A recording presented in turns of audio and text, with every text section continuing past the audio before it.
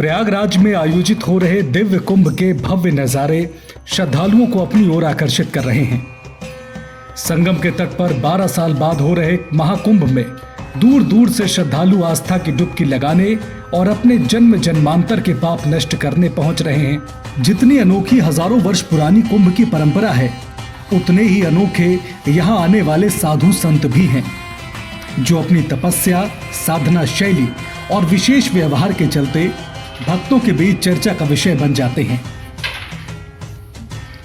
13 जनवरी से शुरू हो रहे महाकुंभ में हिस्सा लेने आए श्री महंत देवगिरी महाराज यानी रबड़ी वाले बाबा भी इन दिनों खूब सुर्खियां बटोर रहे हैं।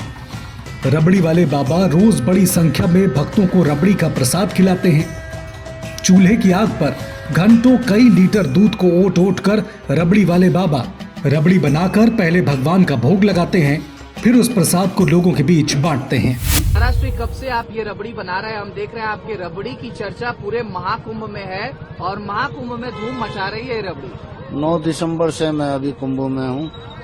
9 दिसंबर से हमारे यहाँ अल्लाहपुर बागम्बरी है, यहाँ वहाँ से चालू किया था और ये 6 फरवरी तक चलेगा। रोज सुबह नहा धोकर महंत देवगिरी महाराज सबसे पहले भगवान की पूजा करते हैं, उसके बाद रबड़ी बनाना शुरू करते हैं। कढ़ाई चढ़ाने से पहले भी विशेष अनुष्ठान किया जाता है। रबड़ी बनने के बाद पहले भगवान को उसका भोग लगाया जाता है। अपनी संध्या क्रिया करने के बावजूद 8-9 बजे समझिए कढ़ाई 8 बजे कढ़ाई चढ़ जाती है। उससे पहले अपना भी दिनचर्या है, कर्म है, पूजा है, पाठ है, स्नान है, ध्यान है, वो भी करना होता है। कढ़ाई चढ़ाने से पहले कोई पूजा भी होती है? हाँ बिल्कुल, वो अपनी पूजा है, वो किसी को जाहिर वाली सिस्टम नहीं है। जैसे आप अपने घर पे करते हो, अपने देव को, अपने इष्ट को मनाते हो, हाँ। वो कोई जाहिर पब्लिसिटी वाली सिस्टम नहीं है। हाँ। वो अंतःकरण का विषय है। आत्मा सो परमात्मा, परमात्मा सो परम गति। रबड़ी वाले बाबा पिछले 6 सालों से यूं ही अनवरत रबड़ी का प्रसाद भक्तों के बीच वितरित कर रहे हैं। उनका मानना है कि लोगों के दिलों में मिठास घोलने का ये आशीर्वाद ही है कि उन्होंने नागा बाबा से श्री महंत जैसे बड़े पद तक का सफर पूरा किया है। ये 2019 में ही विचार आ गया था और 2019 में 1.5 महीना हमने ये रबड़ी खिलाई है लोगों को। लोगों के दिलों में खूब मिठास घोली है और लोगों का ये आशीर्वाद मिला है कि पहले नागा बाबा थे, फिर अब से वर्तमान में श्री महंत हैं, तो अखाड़े में पद भी बढ़ा। ये भी एक बहुत बड़ी गर्व की बात है। एक श्री महंत अखाड़े का सबसे बड़ा पद होता है। मेहनत लगती है रबड़ी बनाने में, लोगों का भी सहयोग होता है दूध भिजवाने में? नहीं, किसी का कोई सहयोग नहीं है, स्वयं के बल पे चल रहा है। ये भगवती चला रही है, माँ काली चला रही है, आदि शक्ति चला रही है, ये समझो। कोई दे तो बात अलग है, बाकी ऐसा मांगना नहीं किसी को, कोई चंदा नहीं है। हजारों भक्तों को रबड़ी बांटने के उपक्रम में देवगिरी महाराज किसी से चंदा या दान नहीं लेते। भगवती की कृपा से ही उनकी रसोई सालों से भक्तों का मुंह मीठा कर रही है। कोई सहयोग नहीं है, स्वयं के बल पे चल रहा है।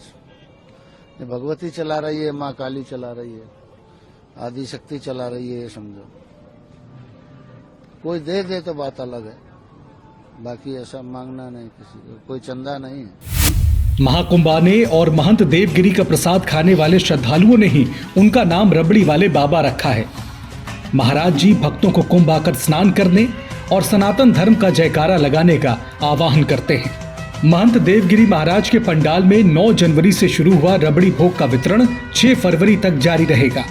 अगर आप भी कुंभ में स्नान करने प्रयागराज पहुंच रहे हैं तो गंगा मैया में डुबकी लगाने के साथ साथ एक बार रबड़ी वाले बाबा का भोग जरूर खाइएगा।